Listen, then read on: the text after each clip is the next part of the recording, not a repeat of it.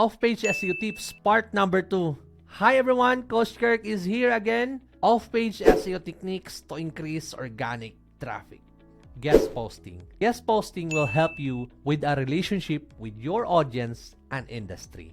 Expose your brand to a new audience. Drive referral traffic. Establish yourself as a thought leader and build SEO, improve website backlinks. Next, content marketing. Content marketing is also part of off-page SEO because when you write a guest post in an industry publication, that is also content marketing. Therefore, publishing an infographic, a study, or survey is also content marketing. Content marketing is interlinked with social media, PR, and link building. It is a chance to build your brand and improve your website search engine rankings. Then, video marketing. As we know, video marketing is the world's largest platform, second most popular website. And consumers like watching videos to learn more about a product than reading the description.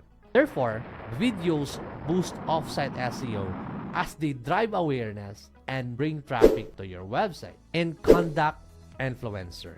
Influencer marketing helps to produce content quickly, provide social proof, and utilize diverse backlinks and interest for content strongly connected with target audience. Well, that's all we have for today. Stay tuned for more off-page SEO tips. If you want to learn more, go to the website Kherk Roldan SEO. Okay? See you there.